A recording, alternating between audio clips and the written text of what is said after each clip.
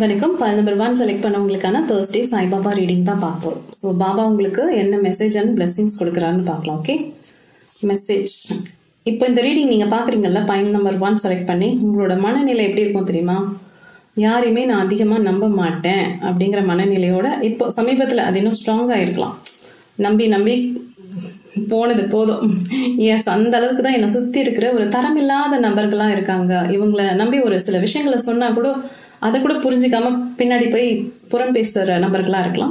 இல்லைன்னா உங்களோட கஷ்டத்தை சில நேரங்களில் நீங்கள் சொல்வீங்கல்ல, அதை முன்னாடி நல்லா கேட்டுக்கிட்டு பின்னாடி போய் அதை வச்சு காமெடி பண்ணக்கூடிய நபர்களாகவும் இருக்கலாம். ஸோ அப்பா சொல்கிற விஷயமும் அதே தான், யாரையும் கண்மூடித்தனமாக நம்பாதீங்க அப்படிங்கிறாங்க. அடுத்தது, யார் மேலேயும் எதிர்பார்ப்பு அதிகமாக வச்சுக்காதீங்க அப்படின்னு சொல்கிறாங்க. ஓகேவா? அதே போல் உங்களோட அன்பு இருக்கு இல்லையா, அது ரொம்ப புனிதமானது. சரியா? அந்த ஒரு அன்பை அந்த வைக்கக்கூடிய நபர்கள் பாருங்க, இவங்களுக்கு நம்ம அன்பு கொடுக்குற அளவுக்கு அவங்களுக்கு தகுதி இருக்கான்னு பார்த்து கொடுங்க. சில நேரங்களில் தகுதி இல்லாத நபர்கள் கிட்ட போய் நம்ம அன்பை கொடுத்துட்டு அந்த அன்பாலையும் அடிமைப்பட்டும் போகும். சரியா? ஸோ பால் நம்பர் 1 எடுக்கிறீங்கன்னா உங்களுக்கு எல்லா விஷயமும் நல்லாவே தெரியும். உங்களோட கடந்த காலங்களில் வந்து நீங்கள் நிறைய பாடத்தை கற்றுருப்பீங்க. 30+ 40+ இருக்க சான்சஸ் இருக்கு. ஸோ ஓரளவு வாழ்க்கையோட பாடம் தெரிஞ்சிருக்கும். இருந்தாலும் மனசு சில நேரங்களில் கேட்காம எங்கேயாவது போய் சிக்கிக்குது அப்படிங்கிறது போல இருக்கு. ஸோ அப்பா கொடுக்குற விஷயங்கள் நான் உங்களுக்கே சொல்லிட்டேன். ஓகே, நிகழ்காலத்தின் மீது கவனம் செலுத்துங்க. நம்மளோட எதிர்காலம் எப்படி இருக்குன்னு பயந்துக்கிட்டே இருக்காதீங்க. உங்கள் நிகழ்காலத்தில் நீங்கள் எவ்வளோ வாழ்க்கையை ரசித்து வாழ முடியுமோ வாழுங்க. எதிர்காலங்கிறது ரொம்ப சிறப்பாக இருக்கக்கூடிய சான்சஸ் இருக்கு. சில நேரங்களில் நீங்கள் பணம் முதலீடு செய்கிறீங்கன்னா கொஞ்சம் ஜாக்கிரதையாக முதலீடு செய்யுங்க அப்படிங்கிறது போல இருக்கு. பணம் சார்ந்த பரிவர்த்தனை பண்ணிட்டு இருக்கீங்கன்னா கொஞ்சம் கவனத்தோடு இருங்க, விழிப்பு நிலையோடு இருங்க. சுயதொழில் பண்ணக்கூடிய நபர்களாகவும் இருக்கலாம், வேலை செய்யும் நபர்களாகவும் இருக்கலாம். ஸோ பணம் எங்கேயாவது கொடுக்குறீங்க வாங்குறீங்கன்னா கவனமாக செயல்படுங்க அப்படிங்கிறாங்க. எவரையும் எடை போடாதீங்க. சரியா? ஸோ நம்மக்கிட்ட சில நிறை குறைகள் இருக்கிற போல் தான் மற்றவங்க கிட்டேயும் சில விஷயங்கள் இருக்கலாம். ஸோ அதெல்லாம் பெருசு பண்ணாமல் தாமரை இலையில தண்ணி போல, சரியா, நம்மளை சுற்றி இந்த போல மனிதர்கள் தான் இருப்பாங்க. நம்ம அந்த மாதிரி கொஞ்சம் ஒதுங்கி இருந்துட்டோம்னா நல்லா இருக்கும். சரியா? யாரையும் நம்ம ஒதுக்கவும் முடியாது, வெறுக்கவும் முடியாது. இதெல்லாம் கடந்து தான் போகணும் அப்படிங்கிறது தான் வாழ்க்கை. சரியா? ஸோ பார்த்துக்கோங்க. ஏன்னா நீங்கள் சில நேரங்களில் உங்களோட முகமே காட்டி கொடுத்துரும் நீங்கள் அவங்கள வெறுக்கிறீங்க அப்படின்ட்டு. அது அவ்வளோ நல்லா இல்லை. ஓகே, அப்பா சொல்கிற விஷயங்கள் நான் உங்களுக்கு சொல்கிறேன். நீயும் நானும் ஒன்று. சரியா? முடிஞ்ச அளவுக்கு மற்றவங்களுக்கு உணவு தானம் பண்ணுங்க. இல்லை மனம் முடிஞ்சு இருக்கிறவங்க கிட்ட ஒரு கனிவான வார்த்தைகளை உபயோகப்படுத்துங்க. இல்லை அவங்க ஏதாவது பிரச்சனைகள் சொல்கிறாங்கன்னா உங்களுக்கு ஏதாவது ஒரு சிறப்பான ஆலோசனை தெரிஞ்சால் நீங்கள் அதையும் சொல்லலாம். சரியா? ஸோ பாபாவோட விஷயம் ரொம்ப சிம்பிள் தான். எதையுமே எதிர்கொள்கிற அனைத்தையுமே நம்பி விடாதீங்க. இப்போ யாராவது உங்ககிட்ட இருக்காங்க, இன்னொருத்தவங்களை பற்றி பேசுகிறாங்க, அவங்க வந்து ஒரு நல்ல விஷயமும் சொல்லலாம், தவறான விஷயமும் சொல்லலாம். ஸோ அப்பா சொல்கிற விஷயம், யார் என்ன சொன்னாலும் அதை கொஞ்சம் ஆராய்ச்சி பண்ணி புரிஞ்சுக்க.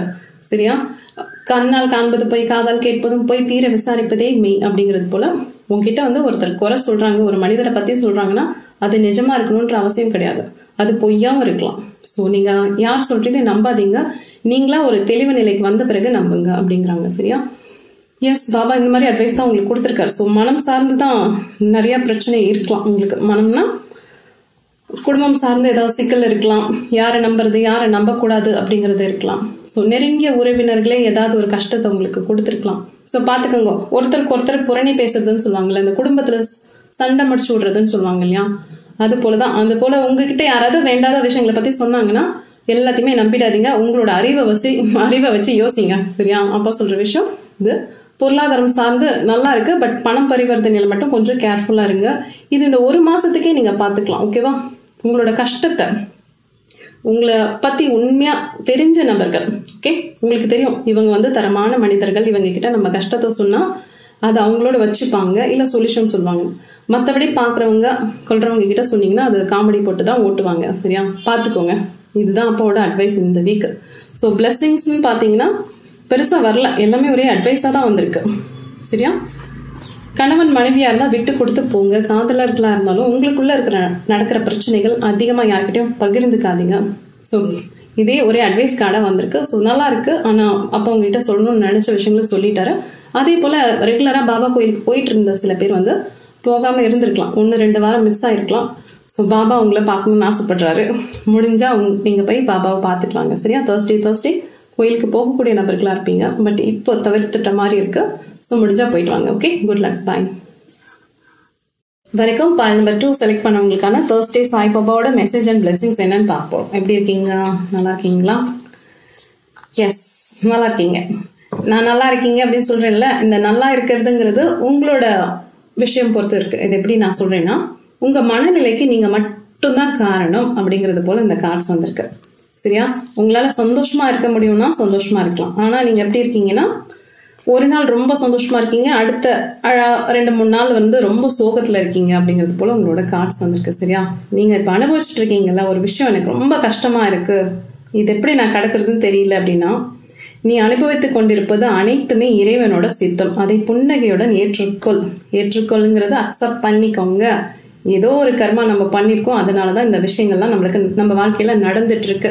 ஏதோ ஒரு சிக்கல்ல மாட்டிட்டு இருக்கோம். சரியா? சோ அதை நீங்க அக்செப்ட் பண்ணிக்க. அது உங்களுக்கு அந்த கர்மாங்கிறது போயிடும். கஷ்டத்துல இருக்கீங்களான்னா, ஆமா கஷ்டத்துல இருக்கிற மாதிரிதான் கார்ட்ஸ் வந்திருக்கு. பட் அது என்னால கஷ்டப்பட முடியாது அப்படின்னு நீங்களே உங்களை வர்த்திக்கிறத விட, சரி நான் ஏத்துக்கிறேன் அப்படிங்கிறது தான் நிதர்சனமான உண்மை. சரியா? நீங்க ஏத்துக்கிட்டீங்கன்னா என்ன ஆகும்னா, இந்த கஷ்டங்கள் சீக்கிரமா உங்களை விட்டு போகிறதுக்கும் வாய்ப்புகள் இருக்கு. ஓகே, இவ்வளவு கஷ்டத்தை கொடுக்குற கடவுள் உங்களுக்கு நல்லதையும் செய்வாங்க இல்லையா? ஸோ நல்லா இருக்கு. மேன்மை அடைந்த சக்தி தேவதைகளிடம் சரணடைங்கள். உங்களுக்கு பிடிச்ச கடவுள், உங்களுக்கு பிடிச்ச ஏஞ்சல்ஸ் யார் இருக்காங்களோ தெரியாது, ஸோ அவங்க கிட்ட நீங்க உங்களுக்கான ப்ரேயரை கொடுக்கலாம். அண்ட சராசரமும் நீங்களே தாங்க. சரியா? உங்களுக்குள்ள ஒரு உலகம் இருக்காங்கன்னா கண்டிப்பா இப்ப பால் நம்பர் 2 நீங்க எடுத்திருக்கீங்கன்னா, உங்களால ஒரு உலகத்தை படைக்க முடியும். அந்த உலகத்துக்கு நீங்க ராஜா ராணியாவும் இருக்க முடியும். பட் சில நேரங்களில் உங்களோட மன சோர்வின் காரணமா என்னடா வாழ்க்கை அப்படிங்கிறது அங்க உங்களை சுத்தி சில விஷயங்கள் இருக்கலாம். கடுப்பேத்துற மாதிரி, வெறுப்பேத்துற மாதிரி ஏதாவது நபர்கள் இருக்கலாம். ஸோ அதனால வாழ்க்கை சில நேரங்களில் ரொம்ப பாதாளத்துக்கு போயிடுதான்னு கேட்டா போயிருக்கலாம் அப்படிங்கிறது போல இருக்கு. சரியா? பெற்றோர்கள் அவங்க கொடுக்குற அட்வைஸ் கூட நான் ஏத்துக்க மாட்டேன் அப்படிங்கிறது போல இருக்கு கார்ட்ஸ். ஸோ உங்களோட பெற்றோர்கள் ஏதாவது அட்வைஸ் கொடுத்தா அது ரொம்ப கசப்பா இருக்கு அப்படின்னாலும் அதை ஏத்துக்கோங்க. அது உங்களோட வளர்ச்சிக்கு தான் அவங்க கொடுக்குறாங்க அப்படிங்கிறது. ஓகேவா? ஸோ உங்களோட கார்ட்ஸும் இதுலயும் ஒரே அட்வைஸ் தான். பைல் நம்பர் 1லயும் ஒரே அட்வைஸ் கார்டு தான் வந்துச்சு. பட் இப்போ பைல் நம்பர் 2லயும் அதே தான் வந்திருக்கு. உங்களுக்கே நிறைய விஷயங்கள் தெரியும். நீங்க வயது குறைந்த நபர்களா கூட இருக்கலாம், இல்ல வயது முதிர்ந்த நபர்களாவும் இருக்கலாம். ஸோ தெரியுது, ஆனா அதை என்னால செய்ய முடியல. எனக்கு என் வாழ்க்கைக்கான முன்னேற்றத்துக்கான எல்லா விஷயமும் எனக்கு தெரியும், ஆனா நான் செய்ய மாட்டேன் அப்படிங்கிறது போல இருக்கு உங்களோட கார்ட்ஸ். சரியா? சில நேரங்களில் இந்த பிரச்சனைகள் எல்லாரும் இருந்து, இது கணவன் மனைவிக்குள்ள சிக்கலா இருக்கலாம், இல்ல காதலர்களுக்குள்ள சிக்கலா இருக்கலாம், இல்ல ஏதோ ஒரு பிரச்சனை, இதை எப்படி ஹேண்டில் பண்ணணும்னு எனக்கு தெரியும், இருந்தாலும் அவங்க என் மனசை காயப்படுத்தும் போது நான் துவண்டு போயிடுறேன் அப்படிங்கிறது போல இருக்கு. ஸோ பாத்துக்கோங்க, நீங்க செலக்ட் பண்றதுதான். உங்களுக்கு ஒரு சந்தோஷமான உலகம் இருக்கான்னு கேட்டா, அந்த சந்தோஷமான உலகத்தை நீங்க மட்டும்தான் பால் நம்பர் 2 உங்களால மட்டும்தான் அதை படைச்சிக்க முடியும். சரியா? ஸோ கடவுள் அதுக்கு சப்போர்ட்டிவா இருப்பாருன்னா இருப்பாரு. பட் இப்போ ப்ரெசன்ட் சிச்சுவேஷன்ல சில கஷ்டங்கள் இருக்கத்தான் செய்யுது அப்படிங்கிறது போல கார்ட்ஸ் வந்திருக்கு. பட் இந்த கஷ்டங்களை நீங்க கடந்து வரதான் உங்களை நீங்களே மேம்படுத்திக்க முடியும் அப்படிங்கிறது போல இருக்கு. Okay, so pick a good one. உங்களுக்கு சந்தோஷமா இருக்கணும்னா சந்தோஷமான விஷயங்களை பாருங்க. சுத்தி 1000 கஷ்டங்கள் இருக்கலாம், பட் அந்த 1000த்துல 1-2 ஒரு சந்தோஷம் இருக்கும் இல்லையா? ஸோ அதை தேடி எடுத்துக்கோங்க.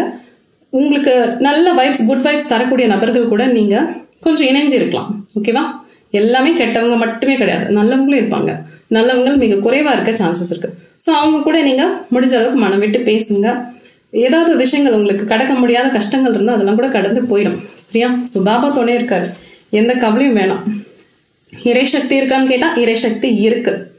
அதுக்கு தான் நான் சொன்னேன், உங்களுக்கு பிடிச்ச இஷ்ட தெய்வம், குல தெய்வம், இல்லை ஏஞ்சல்ஸ் ஏதாவது ப்ரேயர் பண்ணிக்கோங்க.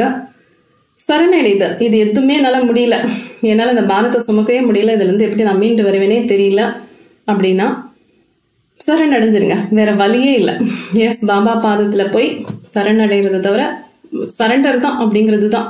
ஸோ இந்த கஷ்டத்தெல்லாம் நீங்க தூக்கி சுமக்க வேண்டாம். இது இப்படி இருக்கு, என்னால சுமக்க முடியல, நான் ரொம்ப சிரமப்படுறேன் அப்படின்னு நீங்க மனம் திறந்து சொல்லிட்டீங்கன்னா, சில நேரங்கள்ல உங்களுக்கான வழிகள் பிறக்க கூட சான்சஸ் இருக்கு. உங்களை எதை கஷ்டப்படுத்துதோ அதுல இருந்து நீங்க விடுதலை ஆகவும் சான்சஸ் இருக்கு.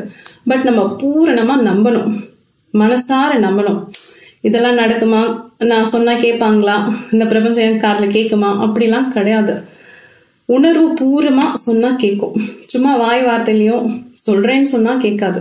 நீங்க உணர்ந்து, ஒரு அம்மா கிட்ட எப்படி சொல்வீங்க, நிஜமா எப்படி நீங்க உணர்ந்து சொல்றீங்களோ அந்த நிஜத்துலதான் இருக்கு உங்களுக்கான பதில்கள். சரியா? பாத்துக்கோங்க, பாபா உங்களுக்கு இந்த மெசேஜ் தான் கொடுக்குறாங்க. நீங்க தனிமையில எல்லாம் இல்லை, உங்களுக்கு கூட இந்த உலகம் இருக்கு, மக்கள் இருக்காங்க, பட் நீங்க தான் உங்களை நீங்களே தனிச்சு வச்சுக்கிறீங்க அப்படிங்கிறது போல இருக்கு.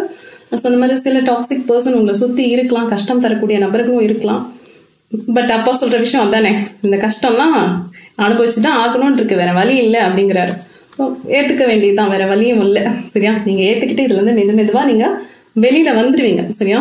ஸோ முடிஞ்ச அளவுக்கு எவ்வளோ ப்ரேயர் பண்ண முடியுமோ ப்ரேயர் பண்ணுங்க, பாபா கோயிலுக்கு போய் பிரார்த்தனை பண்ணிக்கோங்க, தியானம் பண்ணுங்க, உடற்பயிற்சி பண்ணுங்க.